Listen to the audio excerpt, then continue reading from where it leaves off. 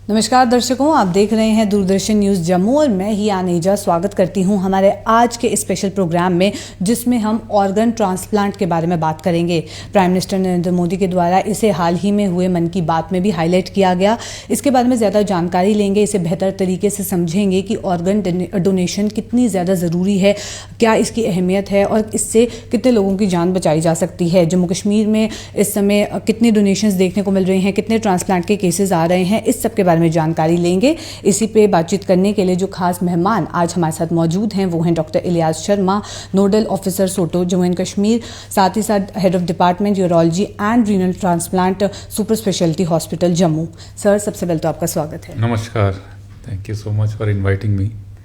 सबसे पहले यही जानना चाहेंगे, ऑर्गन डोनेशन इतनी ज़्यादा ज़रूरी क्यों है? हाल ही में से हाईलाइट भी किया गया मन की बात में, तो इस पे कैसे आप इसे समझते हैं और हमारे व्यूअर्स के लिए इसे आसान तरीके से आप समझाएं।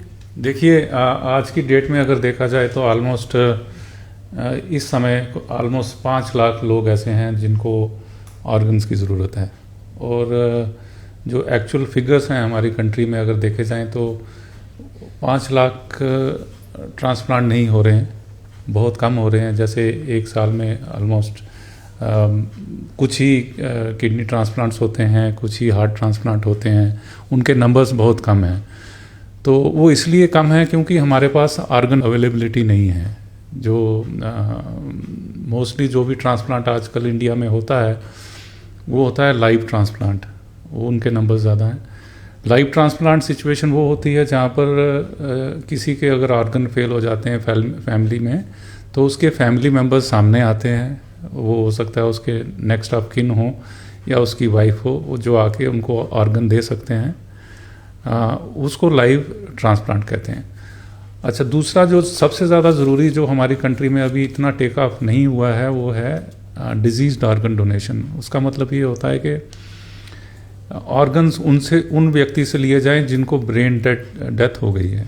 तो वो एक पूल है कि वो बहुत ज़्यादा बड़ा पूल है जो हमारे कंट्री में अभी फुली एक्सप्लॉइट नहीं हुआ। जैसे हाल ही में आपने न्यूज़ में देखा होगा, केरल में एक 10 महीने की बच्ची से जिसके साथ एक्सीडेंट हो गया था और उसका ब्रेन डेड हो गया था, उनके पेरेंट्स ने इतना नोबल जेस्चर किया कि उनके ऑर्गन्स जो है डोनेट कर दिए, और डॉक्टर्स ने उनके ऑर्गन्स निकाले उस 10 साल की बच्ची के, और जिससे 5 लोगों की जान बचाई जा सकी।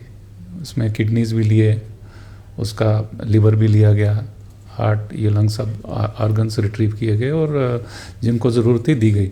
तो ये मैं हाईलाइट करना चाहता हूँ कि हमारे कंट्री में बहुत सारे ऐसे अनफॉर्चुनेट एक्सीडेंट्स जहाँ भी होते हैं, रोड ट्रैफिक एक्सीडेंट्स या और कोई किसी कारण से किसी की ब्रेन डेथ हो जाती है, जहाँ पे उनको बचाना बिल्कुल भी संभव नहीं होता, तो उनको अगर हम उनके ऑर्गन्स अगर हम नहीं रिट्रीव कर पाएँ और उनको ज़रूरतमंद को नहीं दे पाएँ, तो उसमें जो है वो काफ़ी ज़्यादा जानें जो है हमारी ऐसे ही चली जाती हैं। तो इसलिए प्रधानमंत्री ने भी इसको हाईलाइट किया है कि हमारे नंबर्स इतने आए हैं, जहाँ पे हमारी डायबिटीज़ जो है हमारे कंट्री में, we are the capital of the world.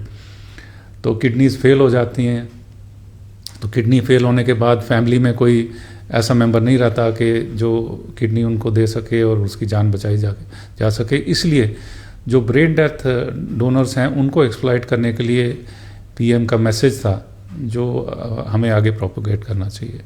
Sir, आपसे सोटो के बारे में भी जानना चाहेंगे कि एक्चुअली में ये है क्या और कितनी ज़्यादा इम्पोर्टेंस है। जब से जम्मू कश्मीर में ये सेटअप हुआ है उसके बाद कितने डोनेशन के केसेस आए हैं, कितने ट्रांसप्लांट के केसेस आए हैं और कितनी जानें बची हैं? तो मैं ये बताना चाहता हूँ, state organ and tissue transplant organisation, जिसका जो है शॉर्ट फॉर्म सोटो है, ये एक सेंट्रली फंडेड स्कीम है जो 2019 में JNK में आई, और इसका ऑफिस जो है वो जम्मू मेडिकल कॉलेज के सुपर स्पेशलिटी विंग में स्थित है। और इसके जो काम हैं सोटो के जो हैं, यही काम है कि जो डिजीज्ड ऑर्गन डोनेशन है, कि ब्रेन स्टेम डेथ के बाद जो डोनेशन और ट्रांसप्लांट की जाती है, उस एक्टिविटी को हमारे स्टेट में प्रोपोगेट करना, चाहे उसमें आपके ये CMEs हों, लेक्चर्स हों, वेरियस जो है अवेयरनेस प्रोग्राम्स हमने होल्ड करते हैं हमारे यूटी के डिफरेंट हिस्सों में, कॉलेजेस में, स्कूल्स में, हॉस्पिटल्स में और सेमिनार्स करवाते हैं, कॉन्फ्रेंसेस करवाते हैं। दूसरा हमारा रोल होता है कि वेटिंग लिस्ट मेंटेन करना, जो ऑर्गन फेलियर से लोग पीड़ित हैं, वेरियस ऑर्गन से, जैसे हार्ट, लंग, किडनीज, उनकी वेटिंग लिस्ट हम मेंटेन करते हैं। पूरे स्टेट में जितनी भी ट्रांसप्लांट एक्टिविटीज़ हो रही हैं उसको रजिस्ट्रेशन हम करते हैं। ट्रांसप्लांट सेंटर्स जो नए बनते हैं उनकी लाइसेंसिंग में हमारा रोल होता है। लीगल एस्पेक्ट्स कोई आ जाएं उसको सॉल्व करने में सोटो का रोल है। और ट्रांसप्लांटेशन जब होती है उसमें ऑर्गन प्रोक्योरमेंट और एलोकेशन और उनका ट्रांसपोर्ट, इसमें सब में जो है सोटो का रोल होता है। तो ये हमारे सुपर स्पेशलिटी विंग में है। मैं अपने श्रोताओं को यही बोलूँगा कि किसी को कोई डाउट हो या कुछ हो, आप जम्मू मेडिकल कॉलेज के सुपर स्पेशलिटी विंग में आ सकते हैं, सोटो ऑफिस में, और सारे जो क्वेश्चंस हैं आपके हम आंसर कर सकते हैं। या अगर आपको डोनर बनने में जो प्रोसेस मैंने बताई है, अगर उसमें डिफ़िकल्टी हो रही है तो आप हमारे ऑफिस में आ जाइए, super speciality wing of medical college Jammu, जहां हम आपको इसमें हेल्प कर देंगे आपको प्लेज करने में। तो यही बताना चाहता हूँ। आपसे ये भी समझना चाहेंगी कि अगर किसी व्यक्ति को अपने ऑर्गन्स डोनेट करने हैं तो उसके लिए क्या प्रोसेस रहता है, क्या क्राइटेरिया रहता है कि अगर किसी व्यक्ति को ऑर्गन डोनर बनना है तो क्या कुछ पॉइंट्स ध्यान में रखने हैं? जी, आप अपने जीवन में भी अपने ऑर्गन जो हैं डोनेट कर सकते हैं, डोनेट नहीं कर सकते हैं, प्लेज कर सकते हैं कि in the event of my death my organs can be retrieved. वो एक प्लेज कार्ड होता है जो आपको हमारी सेंट्रल ऑर्गेनाइजेशन जो है नोटो वो इशू करती है। तो उसका जो एक प्रोसेस है अपने आप को रजिस्टर करने के लिए एज ए डोनर, तो आपको वेबसाइट में जाना है, NOTTO आप टाइप करें गूगल पे और उसका वेबसाइट आ जाता है नोटो का, वो खोलिए। और जब वो खोलेंगे तो उसमें सब हेडिंग में डोनर रजिस्ट्रेशन के लिए एक कर्सर आप दबाइए। उसमें आपको ये सब करने से पहले अपना आधार कार्ड साथ में रखना है, अपना डिटेल्स कौन से ऑर्गन आप डोनेट करना चाहते हैं वो भी साथ में होना चाहिए, वो मेंशन करना पड़ता है। या तो आप एक ही ऑर्गन चूज़ कर सकते हैं या आप सभी ऑर्गन दे सकते हैं। अपना next of kin eight the time of your death उनका इन्फॉर्मेशन जाती है, तो उनका नंबर जो है ज़रूर साथ में रखें जिसको देना चाहते हैं। ये सब चीज़ें अगर आप साथ में रखेंगे और उस प्रोसेस को फॉलो करेंगे तो आप अपने आप को रजिस्टर कर सकते हैं एज ए डोनर। और उसके बाद नोटो से एक आपको सर्टिफिकेट मिलता है जो मतलब कि एज ए पोटेंशियल डोनर, और कार्ड मिलता है जो आप प्रिंट आउट लेके अपने साथ रख सकते हैं, ताकि एनी अनफॉर्चुनेट इवेंट कुछ हो जाए तो अगर वो कार्ड किसी को मिले तो। मगर इसमें एक चीज़ ये ज़रूरी जानना समझाना ज़रूरी है कि अगर आपने अपने ऑर्गन्स प्लेज कर दिए हैं और आप एक कार्ड होल्डर बन गए हो, उसका ये मतलब नहीं है कि आप उसको रिवर्स नहीं कर सकते। आप फिर से उस वेबसाइट में जाके अपने आप को डी रजिस्टर भी कर सकते हो जब भी आप चाहते हो। और अल्टीमेटली जस्ट के आप अपना कार्ड आपके पास हैं और डॉक्टर्स ने वो कार्ड देख लिया at the time of your brain death, doctors without the permission of near and dear, जो उनके जो भी नज़दीकी रिश्तेदार हैं, ऑर्गन्स रिट्रीव नहीं कर सकते। तो अल्टीमेटली जो कंसेंट होता है वो साइन करवाना पड़ता है, तभी ऑर्गन रिट्रीव किए जाते हैं। Just by holding a card organs नहीं निकाले जा सकते। तो ये ज़रूरी इंफॉर्मेशन देना चाहता हूँ। जी, क्या इसके लिए कुछ फिटनेस क्राइटेरिया भी है? जी, ऑर्गन्स के लिए ये है कि पहली बात, एज कोई ज़्यादा इतना मेजर क्राइटेरिया नहीं होता है। डेफिनेटली जो यंगर एज के जो हैं ब्रेन डेथ अगर किसी को हो जाए, वो ऑर्गन्स अच्छे काम करते हैं तो प्रेफरेबली उनको लिया जा सकता है। मगर किसी की एज हो जाए, क्रोनोलॉजिकली एज्ड हो जाए, मगर उसके ऑर्गन्स जो है हेल्दी हैं तो वो लिए जा सकते हैं। तो age is not a very major criteria, but yes, अगर जो है यंग एज के जो है ब्रेन डेथ पर्सन से ऑर्गन लिए जाए तो वो बेटर परफॉर्म करते हैं दूसरे की बॉडी में। जी, सर आपसे डेटा भी जो है वो जानना चाहेंगे, जम्मू कश्मीर में कितने डोनर्स हैं, कितने ट्रांसप्लांट के केसेस रिपोर्ट किए जा रहे हैं? जी, जैसे मैं डाटा देना चाहता हूँ पिछले साल का 2025 का, तो जिसमें 51 किडनी ट्रांसप्लांट किए गए हमारे J&K स्टेट में, और 51 लोगों ने ही अपनी किडनीज जो हैं डोनेट की, और ये लाइव ट्रांसप्लांट हैं, ये डिजीज़ डोनर नहीं थे। जो आइज़ के बारे में देखा जाए, कॉर्नियल ट्रांसप्लांट, तो 28 लोगों ने अपनी आइज़ जो हैं वो डोनेट की आफ्टर देयर डेथ। तो क्राइटेरिया होता है कि 6 घंटे के अंदर अंदर जब मृत्यु हो जाती है, उसके पहले ही अपना कॉर्निया जो है डोनेट कर सकते हैं। तो किसी की मृत्यु होती है तो वो हमें कांटेक्ट करते हैं सोटो को, तो हम इमीडिएटली टीम उनके घर में भी जाके जो है रिट्रीव कर सकते हैं। तो लोगों को अगर हमारे ऑर्गेनाइजेशन के बारे में जानकारी मिलेगी, हम बता देंगे उनको कैसे अप्रोच करना है, और हमें फ़ोन कॉल करेंगे तो यहाँ से डॉक्टर की टीम जाती है, घर में जाके कॉर्नियर रिट्रीव किया जाता है और किसी को नई रोशनी प्रदान की जा सकती है। तो 105 कॉर्नियल ट्रांसप्लांट गए बरस किए गए। जी सर, आपसे एक और चीज़ समझना चाहेंगे कि जैसे आपने बताया कि अगर कोई व्यक्ति कार्ड होल्डर है तो उनके ऑर्गन रिट्रीव करने से पहले भी आपको उनके फैमिली मेम्बर से या नियर एंड डियर वन से अप्रूवल लेना पड़ता है। अगर कोई ऐसा केस आ जाए जहां फैमिली मेम्बर्स अप्रूवल ना दे तो कितनी ज़्यादा मुश्किल हो सकती है, और क्या ऐसे चैलेंजेस आते हैं? ये भी आपसे जानना चाहेंगे कि क्या कोई लीगल फॉर्मेलिटीज़ भी इन सब में इन्वॉल्व है? जी हाँ, मोस्ट ऑफ द केसेस जो ऐसे क्योंकि रोड ट्रैफिक एक्सीडेंट्स हुए होते हैं और ये सब MLC मेडिकल लीगल केसेस होते हैं, तो हमें पुलिस की क्लियरेंस और ये सब चाहिए होती है, फोरेंसिक वाले, तो उसमें काफ़ी ज़्यादा मुश्किलात आते हैं। मगर आजकल जो रूल्स बने हैं हमारे ट्रांसप्लांटेशन के लिए, उसमें ये मैंडेटरी कर दिया गया है कि जहाँ भी ट्रांसप्लांट किए जा रहे हैं वहाँ पर 2 ट्रांसप्लांट कोऑर्डिनेटर ज़रूरी होने चाहिए उस हॉस्पिटल में। तो ये ट्रांसप्लांट कोऑर्डिनेटर को एक ऐसी पोस्ट है जहाँ पर जिनका काम यही होता है कि पहले लोगों को आइडेंटिफाई करना, कौन से लोग जो हैं जिनका ब्रेन डेथ हो गया है, उसके बाद उनके पेशेंट्स जो अटेंडेंट्स हैं उनके साथ जाके एक बड़े काम एटमॉस्फेयर में उनको समझाना कि ऑर्गन डोनेशन क्या होती है और किस तरह जानें बचाई जा सकती हैं, और बड़ी जेंटल तरीके से उनको कन्विंस करने की कोशिश की जाती है, फोर्स कभी नहीं किया जाता। तो कभी कभी हमारे इधर सेटअप में कभी लोग गुस्सा भी हो जाते हैं कि हमारे नियर डियर जो है मृत्यु हो गई है उनकी, और आप लोग उनके ऑर्गन लेने की बात कर रहे हो। वो इसलिए है कि अभी तक उनकी हमारी पब्लिक में इतनी जानकारी नहीं फैल चुकी है कि इसके बेनिफिट्स क्या होते हैं और ये अंगदान करने से कितना नोबल एक्ट है।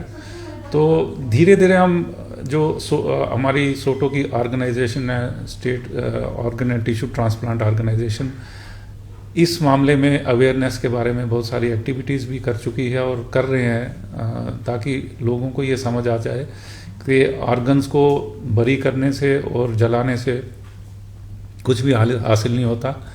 एक व्यक्ति जो है जो ब्रेन डेड है वो 8 लोगों की जान बचा सकता है अपने ऑर्गन देके, और ऑलमोस्ट 50 लोगों को हेल्प कर सकता है अगर उनके टिश्यूज़ भी ले लिए जाएं। तो हाँ, ये चैलेंजेस बहुत हैं इमरजेंसी में, जब ऐसे लोगों का टेम्पर्स भी हाई होते हैं, इमोशनल होते हैं, तो उनको समझाने की ज़रूरत होती है इस बारे में। तो ओवरऑल जो देखा गया है पूरी कंट्री में, अगर 100 लोगों को अप्रोच किया जाए, ऑलमोस्ट लेस देन 5% ही कंसेंट देते हैं आज की डेट में ऑर्गन रिट्रीवल के लिए। जी एक और चीज़ आपसे जानना चाहेंगे, ऑर्गन डोनेशन और ट्रांसप्लांट में सबसे बड़ा चैलेंज क्या आता है? क्या टाइम एक इशू रहता है? जैसे आपने बताया पेरेंट्स, अगर जो नियर एंड डियर वंस हैं उनको कंसल्ट करना भी एक चैलेंज कहीं ना कहीं रहता है, उन्हें समझाना पड़ता है। क्या टाइम भी एक इशू रहता है, और इसके अलावा और क्या चैलेंजेस रहते हैं? जी सबसे जो मुश्किल कड़ी है वो तो आपने पहले डिस्कस ही की है कि सबसे पहले अटेंडेंट्स को कन्विंस करना सबसे बड़ी कड़ी है। जब वो कड़ी सॉल्व हो जाती है तो फिर एक प्रोसेस होती है जिसके थ्रू हर चीज़ की जाती है, वो एक साइंटिफिक प्रोसेस है। तो उसके बाद पहले तो हमें ये भी सर्टिफाई करना था लीगली, जब तक हमें उसको पेशेंट को ये सर्टिफाई ना कर दें कि वो ब्रेन डेड है तो हम ऑर्गन रिट्रीव कर ही नहीं सकते। तो उसके लिए क्या होता है कि 4 सीनियर डॉक्टर्स की एक कमेटी बनाई जाती है जिसको बोलते हैं ब्रेन डेथ कमेटी, जिसमें न्यूरोसर्जन भी होते हैं, फिजिशियन भी होते हैं, ट्रीटिंग सर्जन होता है। तो 4 माहिर डॉक्टर जो हैं वो उस पेशेंट को एग्जामिन करते हैं, और ये 2 बार एग्जामिनेशन किया जाता है एटलीस्ट 6 आवर्स के गैप पे, जहाँ पे पेशेंट का जो आर्टिफिशियली जब हम उसको मेंटेन करते हैं, जो ब्रेन डेड होता है उसका हार्ट चल रहा होता है मगर ब्रेन तो काम नहीं कर रहा होता, तो उसको जीवित रखने के लिए आर्टिफिशियल वेंटिलेशन की ज़रूरत पड़ती है, तो उसके कारण उसको जीवित रखा जाता है। तो जब ब्रेन डेथ कमेटी ऑक्सीजन को डिस्कनेक्ट कर देती है, फिर उसके बाद देखते हैं कि पेशेंट खुद सांस ले पा रहा है कि नहीं। अगर नहीं ले पा रहा तो इसका मतलब उनका ब्रेन जो है डेड हो चुका है। तो और भी बहुत सारे साइंस होते हैं जो ब्रेन डेथ को देखने के लिए होते हैं। तो ये सारी प्रणाली एक बहुत फोकस्ड और बहुत अच्छे तरीके से की जाती है कि ताकि हम कुछ ऐसे पेशेंट्स को मिस्टेक ना कर जाएं कि जो कोमा में हैं, जो रिवाइव हो सकते हैं।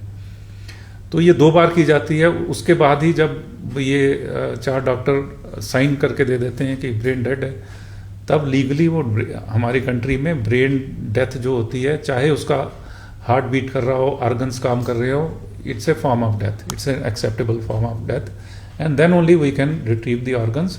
तो ऑर्गन रिट्रीव करने के लिए जो टीम होती है, वो ट्रांसप्लांटेशन जो करते हैं सर्जन, दोनों डिफरेंट होते हैं, उसमें मिक्सचर नहीं हो सकता क्योंकि कॉन्फ्लिक्ट ऑफ इंटरेस्ट आ सकता है। तो रिट्रीवल टीम डिफरेंट होती है और ट्रांसप्लांटेशन टीम डिफरेंट होती है। हाँ, तो जब ऑर्गन्स रिट्रीव कर लिए जाते हैं तो फिर चैलेंज नेक्स्ट ये आता है कि ये ऑर्गन्स कहाँ और किसको दिए जाएं। तो उसमें सबसे ज़्यादा ज़रूरी होता है एक वेटिंग लिस्ट को जो है मेंटेन करना। वो हमारा सोटो का काम है, और वेरियस स्टेट्स में हर सोटो ये वेटिंग लिस्ट मेंटेन करती है डिपेंडिंग ऑन कौन पहले आया और कौन का किसको ज़्यादा ज़रूरी है। तो ऑर्गन एलोकेशन की जाती है, कौन से हॉस्पिटल में वो मरीज़ है उसको एलोकेट हो जाता है। तो ज़रूरी नहीं है कि जो ऑर्गन निकाले जाएं, जिस हॉस्पिटल में पेशेंट से ऑर्गन निकाले जाएं उधर ही सारे ऑर्गन लग जाएंगे। उनको डिस्ट्रीब्यूट किया जाता है जहाँ पर उनकी ज़रूरत ज़्यादा है या वेटिंग लिस्ट में ज़्यादा है, जिसमें ऑर्गन ट्रांसपोर्ट भी किया जाते हैं। विद इन द सिटी भी ट्रांसपोर्ट हो सकते हैं, और आउटसाइड द सिटी भी by air, special ambulance, air ambulance, ये जो है ऑर्गन जो है ट्रांसपोर्ट किए जाते हैं। ये दूसरा चैलेंज है। तो जैसे आपने पूछा कि ऑर्गन्स में कौन कौन से ऑर्गन्स हैं, उनका क्या क्या टाइमिंग्स रहता है, तो जो हार्ट है वो सबसे ज़्यादा सेंसिटिव होता है। मतलब कि एक बार उनको बॉडी से निकाल दिया जाए, हार्ट को 6 घंटे के अंदर ट्रांसप्लांट करना पड़ता है। तो अगर दूसरे सिटी में लाना है तो उस टाइम फ्रेम के अंदर अंदर ट्रांसपोर्ट किया जाना चाहिए दूसरे बॉडी में जहाँ उसकी रिसीविंग है। तो उसमें एयर एम्बुलेंस और ग्रीन कॉरिडोर बनाते हैं। तो वो सारी चीज़ें, इसकी एक प्रोसेस है जहाँ हमारी सोटो हेल्प करती है। वैसे ही आप देख लें, लीवर जो है वो ऑलमोस्ट 8 घंटे, 10 घंटे, 12 घंटे तक टॉलरेट कर जाता है ट्रांसपोर्ट करके। किडनी जो हैं वो 24 आवर टू 36 आवर्स तक जो है उनको प्रिजर्व करके रखा जा सकता है before putting in the recipient, जो पेशेंट उनको रिसीव करते हैं। तो हर ऑर्गन का जो है टॉलरेंस पावर जो है डिफरेंट रहता है। तो उनको ट्रांसपोर्ट करने के प्रोसीजर भी उस टाइम फ्रेम के आधार से जो है फ्रेम किए जाते हैं। जी सर, जैसे आपने मेंशन किया ब्रेन डेथ, ज़्यादा इसको बेहतर तरीके से समझना चाहेंगे कि एक्चुअली में ये होता क्या है? जी, ये बहुत ज़रूरी एक कॉन्सेप्ट है, जो अगर इसको मैं समझाऊंगा तो फिर बाकी प्रोसेस आपके लिए इजी हो जाएगी। अनफॉर्चुनेटली किसी का किसी रोड ट्रैफिक एक्सीडेंट में जो है इंजरी हो जाती है, हेड इंजरी हो जाती है, तो उसमें कभी कभी क्या होता है कि ब्रेन फंक्शन करना बंद कर देता है। ब्रेन के सारे फंक्शन जो है बंद हो जाते हैं, मगर उस सिचुएशन में कभी कभी जो है हार्ट बीट करता रहता है। तो अगर हार्ट बीट कर रहा हो तो बाकी सर्कुलेशन भी मेंटेन होती है, और बाकी जो उसके ऑर्गन्स हैं जैसे kidneys, liver, intestine, lungs, heart, ये सब जीवित रहते हैं उस पेशेंट में। सिर्फ ब्रेन फंक्शन नहीं कर रहा होता। तो ये जो पेशेंट हैं, इनको अगर हम आर्टिफिशियली मेंटेन ना करें, एक विंड पाइप में जो है ट्यूब डाल के, जिसको आर्टिफिशियल वेंटिलेशन बोलते हैं, अगर वो डाल के इनको हम वेंटिलेटर पे ना रखें तो ये पेशेंट जो है अल्टीमेटली उनकी मृत्यु हो जाती है। हार्ट भी बीट करना बंद कर जाता है। तो एक बार हार्ट बीट करना बंद कर जाता है तो ऑर्गन्स भी फेल हो जाते हैं।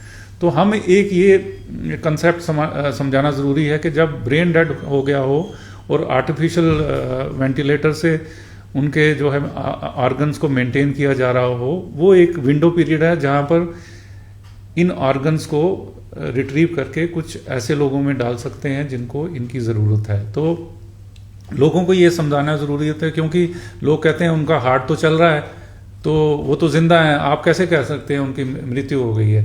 मगर जहाँ ब्रेन डेड हो गया हो उसमें कुछ टेस्ट किए जाते हैं जिसमें ये सर्टिफाई किया जाता है 4 डॉक्टरों के कमेटी से कि ये ब्रेन डेड हो गया है और ये कभी जीवित नहीं हो सकते, तभी हम उसको ब्रेन डेथ अनाउंस करते हैं। फिर उनके पेशेंट्स को, अटेंडेंट्स को समझाया जाता है कि इनको बचाया नहीं जा सकता, तो अगर आप किसी को हेल्प करना चाहते हैं तो इनके ऑर्गन्स डोनेट कर दें। जी, ऑर्गन डोनेशन को लेके बहुत सारे लोगों के मन में बहुत सारे डाउट्स भी होंगे, मिथ भी होंगे। हम चाहेंगे कि आप इस प्रोग्राम के ज़रिए वो मिथ्स क्लियर करें ताकि लोग भी अवेयर हों और आगे बढ़ के आएँ ऑर्गन डोनेशन के लिए। जी, जो मिथ्स हम यूजुअली जब हम पब्लिक में जाते हैं और उनको ये समझाने की कोशिश करते हैं कि आप अपने ऑर्गन्स प्लेज करिए, अपनी मृत्यु के दौरान आप ऑर्गन्स प्लेज करिए ताकि दूसरे को हेल्प करें। तो वो कहते हैं कि अगर मैं प्लेज करता हूँ अपने ऑर्गन, मेरे पास कार्ड पाया जाता है और मैं अनफॉर्चुनेटली किसी एक्सीडेंट में इन्वॉल्व हो जाता हूँ और मैं इमरजेंसी पहुँच जाता हूँ और डॉक्टर्स को अगर मेरा कार्ड मिल गया तो मेरी जान नहीं बचाएंगे, वो सीधे मेरे ऑर्गन लेने की कोशिश करेंगे। ऐसा नहीं होता है, क्योंकि पहली जो टीम आके पेशेंट को अटेंड करती है इमरजेंसी में वो लाइफ सेविंग टीम होती है और डॉक्टर का धर्म है कि पेशेंट की जान बचाई जाए। जब जान बचाने के सारे एफर्ट्स जो हैं फेल हो जाते हैं, जब ये सर्टिफाई कर दिया जाता है कि उनके ब्रेन डेथ हो गया है, तभी ये बात की जाती है पेशेंट्स के अटेंडेंट के साथ और ऑर्गन रिट्रीव किए जाते हैं। और उसमें भी हमें परमिशन लेनी पड़ती है अटेंडेंट से। ऐसे हम कभी भी ऑर्गन्स जो हैं नहीं ले सकते विदाउट दी, इवन अगर आपके पास कार्ड भी हो, डोनर कार्ड भी हो, तो हम नहीं ले सकते हैं। तो ये जो ट्रीटिंग टीम है और जो ऑर्गन रिट्रीवल टीम है वो टोटली डिफरेंट है। तो पहले, सबसे पहले जो है वो पेशेंट की जान बचाई जाती है। जब सारे मेथड्स फेल हो जाएं तभी ये हम डिस्कस करते हैं पेशेंट, और वो भी परमिशन के बाद। जी, और दूसरे कुछ मिथ्स हैं कि ये जो है मेरे ऑर्गन्स अगर मैं प्लेज करता हूँ तो ये डॉक्टर्स क्या हैं कि उसको लेके किसी को दे देंगे जो रिच पर्सन है और उनसे पैसे ले लेंगे। ऐसा नहीं होता है। There are fixed laid rules हैं जिसमें वेटिंग लिस्ट मेंटेन की जाती है और उनको ही एलोकेशन होती है जो जिनकी वेटिंग पे नाम हो, और इसमें कोई भी पैसे की ट्रांजैक्शन नहीं होती है। किसी को ऑर्गन अगर दिया जाए, किसी से पैसे नहीं लिए जाते। तो अगर कोई ऐसा कुछ करता है तो उसको सख्त से सख्त जो है सज़ा हमारे रूल्स में ऑलरेडी डिसाइड कर दी गई हुई है। तो ये पैसे से, इसमें पैसे का कोई लेन देन नहीं होता। ये totally first come first serve जो है लिस्ट के अकॉर्डिंगली दिया जाता है। तीसरा सबसे बड़ा जो मिथ है वो ये है कि मेरा रिलीजन जो है ये ऑर्गन डोनेशन अलाउ नहीं करता। अगर मेरे ऑर्गन निकाल दूंगा मुझे मोक्ष नहीं प्राप्त होगा, या नेक्स्ट जन्म में जाके मेरे ऑर्गन्स वो नहीं रहेंगे, या काफ़ी सारे ऐसे मिथ्स होते हैं। मगर हम उदाहरण के साथ लोगों को समझाते हैं कि हर रिलीजन में जो है ऑर्गन डोनेशन को प्रोत्साहित किया जाता है। उसके खिलाफ कोई भी ऐसे नहीं, इंक्लूडिंग इस्लाम, हिंदुइज़्म या सिखिज़्म, सारे क्रिश्चियनिटी, सारे इसको प्रोपोगेट ही करते हैं। को रिलीजन इसको ये नहीं कहता कि आप ऑर्गन नहीं दे सकते।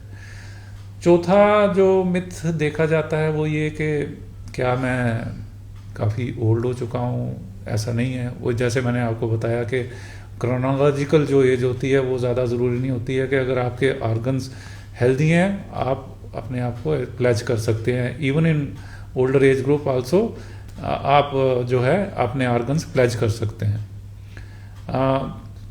एक और बहुत ज़्यादा मिथ होता है कि जब मेरे ऑर्गन निकाल लिए जाएंगे और मुझे बरियल के लिए ले लिया जाएगा या फ्यूनरल के लिए, तो मेरी बॉडी जो है डिसफिगर हो जाएगी, मुझे देखने में अच्छा नहीं लगेगा लोगों को और वो चीज़ें अच्छी नहीं हुई।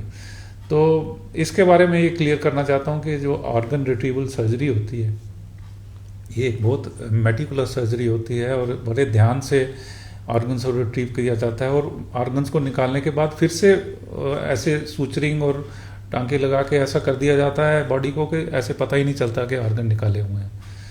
और पब्लिक में किसी को ऐसे नहीं होता।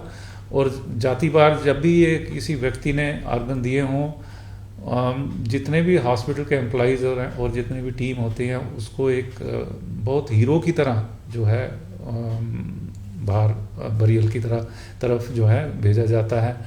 और यही चंद मोस्टली जो है मिथ्स सामने आते हैं लोगों में, जो मैं आज क्लियर करना चाहता हूँ। बहुत बहुत शुक्रिया सर, ये सारी इन्फॉर्मेशन हमारे साथ शेयर करने के लिए। और जाते जाते हमारे व्यूअर्स के लिए आप कोई मैसेज देना चाहते हैं? हाँ, यह मैसेज यही देना चाहता हूँ, जो जैसे मैंने बताया कि हमारे देश में अभी बहुत सारे ऐसे पीड़ित लोग हैं जो ऑर्गन्स की नॉन अवेलेबिलिटी के कारण जो है पीड़ित हैं, उनके फैमिली मेम्बर्स पीड़ित हैं।